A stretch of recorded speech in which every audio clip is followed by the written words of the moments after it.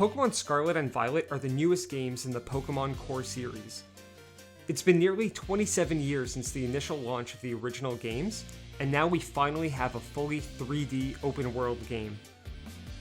Leading up to the writing of the script for this video, I did my very best to avoid any reviews to mitigate the risk of having my thoughts and writing on this game colored by the opinions of other reviewers.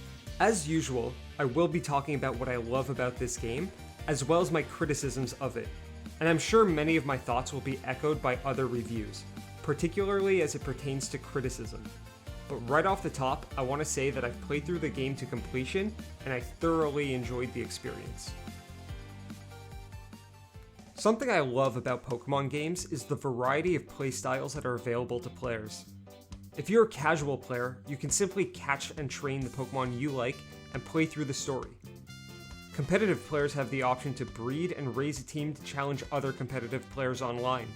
My personal preference as a player with a completionist mindset is to complete the Pokédex by catching every single Pokemon in the game. These are obviously oversimplifications of the various playstyles, as there are endless permutations of them. In my opinion, Scarlet and Violet did an amazing job of using the open world to expand the possibilities within each playstyle. I tend to take a lot of time going through open world games since my completionist brain gets distracted by every small task available in a region before I allow myself to move on. Scarlet and Violet have a mini-map allowing you to see Pokemon that are nearby, which was a very welcome addition. However, in the early game, I fell into old habits, trying to catch every Pokemon in an area before moving on to the next.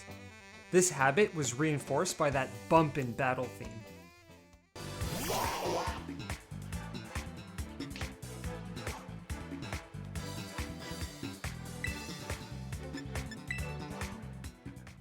I quickly discovered that focusing on upgrading my Ride Pokemon's abilities allowed me to explore the world more thoroughly and in a way that better suited my own playstyle. So, with the help of a Knuckle stack and his overpowered attack Salt Cure, I quickly fought the 3 Titan Pokemon that would unlock the Swim, Glide, and Climb abilities, thus allowing me to explore the entire map and approach the story as I saw fit. This game has 3 coinciding stories: the classic gym battles leading to the Elite Four, another story revolving around Team Star, an antagonist team of slack-off students at the main character's school, and battles with Titan Pokemon. Some aspects of gym battles and the Team Star story deviate slightly from conventions of previous Pokemon games.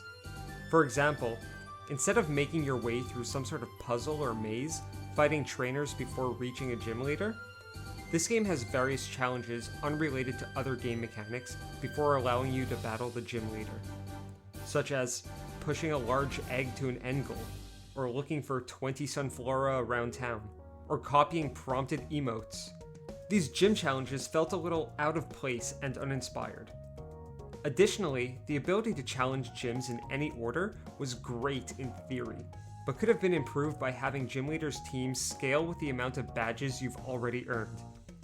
In the end, you're kind of stuck approaching gyms relatively within the order of their difficulty. Before battling each of Team Star's leaders, you have to make your way through their camps, sending your Pokemon into auto battles. Auto battles are a new feature in this game, allowing you to send a Pokemon out to battle on its own without any prompts.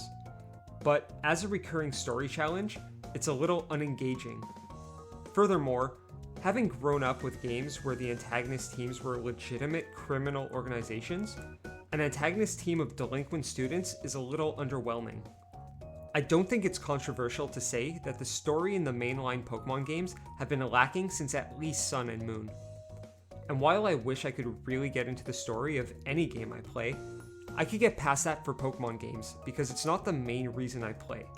I enjoy raising a team of cool Pokemon from scratch, as well as the Pokédex Collectathon and adding additional challenges to that, such as keeping a living Pokédex with each Pokemon in a luxury ball, preferably with their hidden ability.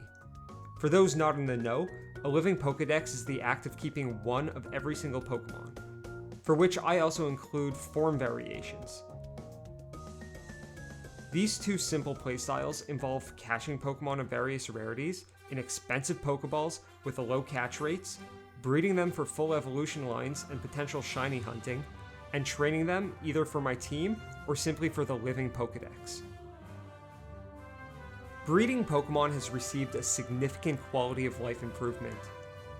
Rather than leaving your Pokemon at the daycare and running around until an egg appears, you can now acquire eggs completely AFK by setting up a picnic. The best method would be to keep only the 2 Pokemon you want to breed on your team while doing so. Additionally, by making appropriate sandwiches, you can earn various boosts, including the speed at which eggs will appear. I'm less optimistic about the sandwich aspect, as I've never been a fan of food mechanics in Pokemon games, but it's much more straightforward than previous instantiations of food mechanics. I never got too deep into the intricacies of IVs and EV training, so I'll avoid speaking too much on the competitive aspects of Pokemon, but from what I see, it seems some quality of life changes have also been added to assist competitive players, such as the inclusion of new berries that will allow you to reset EVs to control as you see fit. Additionally, some features from Pokemon Legends Arceus were carried over into this game, such as mass outbreaks, being able to sneak up on Pokemon and engage them unaware, allowing you 1 free turn at the start of battle, and the ability to relearn moves from the Pokemon summary menu. Another detail worth mentioning is how co-op gameplay received a much needed upgrade. Players can enter each other's worlds and explore together, and unlike Sword and Shield, co-op does seem to run fairly smooth in my experience. An added bonus is that while playing in co-op with opposite versions of the game, version exclusives from both versions can spawn. One of the most important aspects of each new Pokemon game, in my opinion, are the designs. Every generation of Pokemon have their great designs, and their not so great designs. As far as Generation 9 goes, I feel that most of the designs are pretty solid. I am, however, left quite confused about a few design choices. But the existence of Lechonk is all I need for full satisfaction with this generation.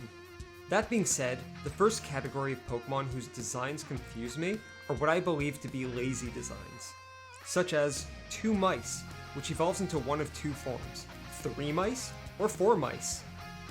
I've never been a fan of Pokemon that were technically more than one entity. It kind of feels like the Pokemon world should consider each one of these entities its own thing. Another Gen 9 design I feel to be lazy is the long-deserved evolution to Dunsparce, Dunsparce. It also has 2 possible forms, which are literally Dunsparce with an extra segment or 2 to its body. This isn't an evolution, it's a tumor. It's not a tumor. It's not a tumor at all. Tauros was also given 3 new forms, all of which look minimally different to the original. It just kind of feels like more could have been done to differentiate Paldean Tauroses to Cantonian Tauros. Some other designs that left me confused were the final evolutions for 2 of the starters. Time and time again, the fanbase complains about the starters becoming humanoid, yet Game Freak continues to deliver these abominations. My plea to Game Freak is to make starters animalistic again. The final category of designs I find confusing are Pokemon that are straight up robots. For the most part, these are primarily the future Paradox Pokemon. Something about sending out a robot to beat down an organic critter seems wrong. In an official battle, similar to the multiple entity Pokemon, sending out a robot feels like it should be considered cheating. Since the 6th generation of Pokemon, each generation has added a new gimmick. First, there was my favorite gimmick, Mega Evolutions. Then there were Z-moves, Gigantamax, and now Terastallizing.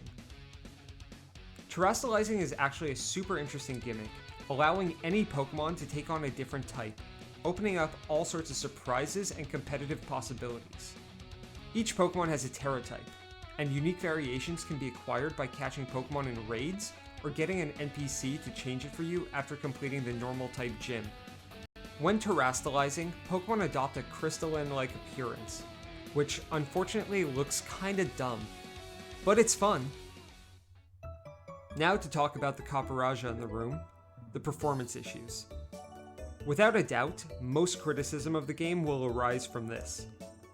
Scarlet and Violet were simultaneously the most fun Pokemon games, and the poorest performing. Exploring the vast open world was wonderful. Pokemon felt like they fit organically into their environments. Most Pokemon's full evolution lines are available in the wild, including those that require special items to evolve. Smaller Pokemon living among their stronger evolved counterparts gave me a reason to avoid some Pokemon initially and return to them later. But the game undeniably had performance issues. The frame rate drops, the pop-in, sluggish menus, low quality textures, Pokemon and camera clipping. None of this prevented me from thoroughly enjoying the game though, as I felt the open world was constructed beautifully, and despite some performance issues here and there are also instances of incredible attention to detail, such as mosaic art in one of the towns inspired by the Gen 1 sprites, or another seaside town having art depicting various water Pokemon. Even the billboards in the city seemed like actual ads that would exist in the Pokemon world. All of these details help make the world feel more authentically lived in. And my assumption is that some of the game's shortcomings were a result of prioritizing high-quality models and animations for a large number of Pokemon, which is indisputably the most important aspect of Pokemon games. But the largest multimedia franchise in the world should do better. I understand that I'm part of the problem. I'm going to buy a new Pokemon game regardless of how it looks or performs, and the numbers show that many other people feel the same way. But Game Freak and Nintendo should treat this flagship series with more respect. They would never allow a Mario or Zelda game to release in the condition that Scarlet and Violet did. When Pokemon first came to the Nintendo Switch, in terms of graphics, it hit the ground running. The Pokemon Let's Go games were easily the best Pokemon has ever looked, and should have set a standard moving forward. My point is, they have the resources to make an impeccable experience, and just like their other valuable IPs, the image of Pokemon games should be something to protect. All of this being said, if you've ever enjoyed Pokemon games, I would definitely recommend this game.